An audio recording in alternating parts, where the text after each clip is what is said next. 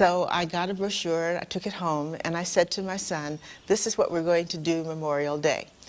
And he said, what? Well, the first time I heard about Camp Stevens, I thought that here we go, and we're going to waste a whole weekend up in the mountains doing that, and I thought it was going to be the most boring thing that I could imagine. He was very suspicious. So we came up, and we've been coming up ever since. It slowly just, I fell in love. Almost every time I came home from camp, my parents saw that I was in kind of an altered state of consciousness, that it was hard for me to re-enter into the ordinary day-to-day routines. And of course what had happened was that I had been stretched. I remember one instance, one boy showed up and he wasn't able to participate initially, and then suddenly the second or third day he was told that, you know, you probably have the ability to do this, but you're not giving it your all. And within a day or two he had completely changed, opened up, and when he was leaving he got in the car with his mother and she started to drive away and stopped in the parking lot and got out and came up to one of the directors and said, "What have you done to my son? He's a pleasant child." I remember it as a young man of about 20 years of age, and I remember it as a man of 55 years of age. And the thing that always touches my heart is that I'm welcome at home. I'm welcome at a place that receives me and loves me as a child of God. It's like going home when you go up to camp, still.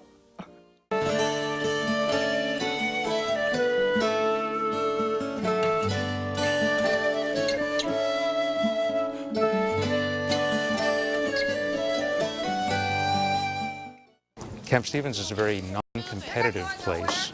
They don't play a lot of games that have winners and losers, and everybody can walk out of Camp Stevens feeling that they've achieved something, that they're worth something.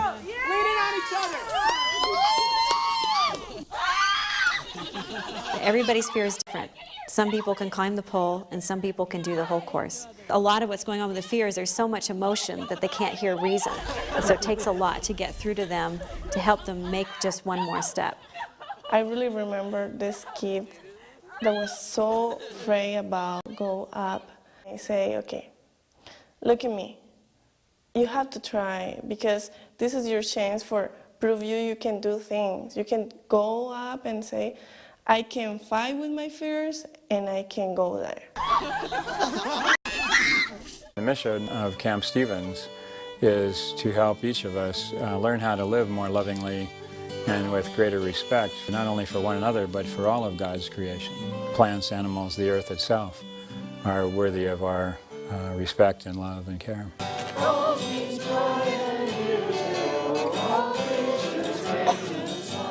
Camp Stevens for Kids today is not just lying out under the stars and seeing the vastness and the grandeur of God's creation, but it's also the things that are much closer to home. To actually learn about alternative building methods, to learn more about how we as a camp can model solar energy to our guests that come, about how we can eat organic food and show people that they can eat healthy. They don't have to eat junk food.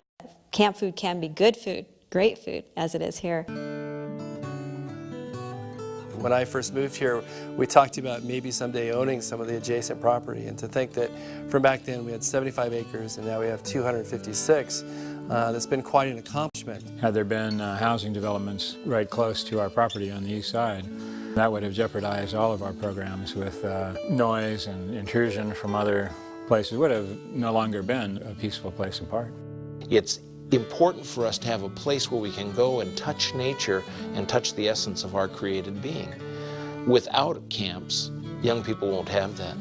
Where maybe adults of different ethnicities and cultures have a hard time because of their racism or their suspicion, their children can build a community of hope for tomorrow at Camp Stevens, because it really happens, and they have to work out differences, struggles, suspicions in that small group, and there are tools and people there and resources to help them do that.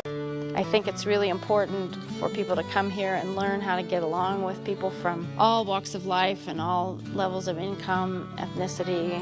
It's a real laboratory for teaching tolerance. You didn't see anything else about people except who they were. You didn't know what their school was like, you didn't know what kind of grades they got, you didn't know what kind of house they lived in, you didn't know anything about their parents, you didn't know what car they drove. One of the things that they love most about Camp Stevens is that it's a place where you can really be yourself. And I think that by that they mean be more of themselves, be more open about who they are, and not have to fit into someone else's image of who they should be. There's something here that keeps on drawing people back, and I think it's the feeling of this extended family. It's a sense of coming home. Every year we see Vicki and John and Peter, and they remember who we are. It's not a place where you come in and meet friends. It's a place where you come and make friends.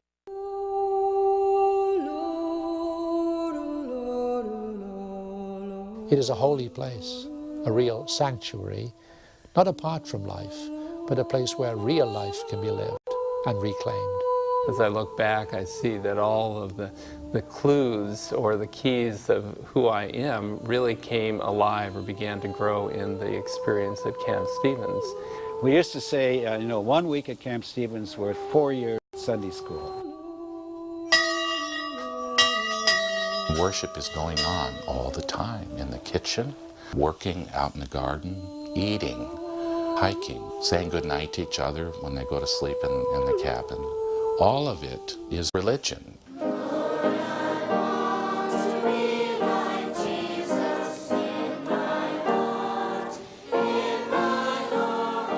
Whenever there has been a need, people have come forward and thought not just about themselves now, but about the future generations that could benefit from Camp Stevens if they continue to invest in this ministry.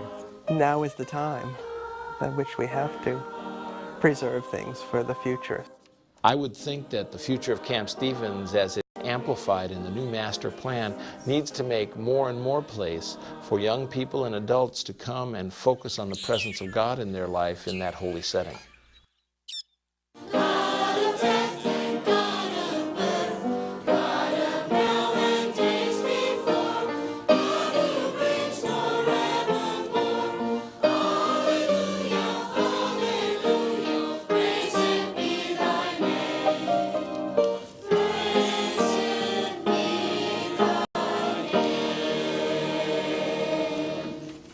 If I had to sum up in a sentence, Camp Stevens,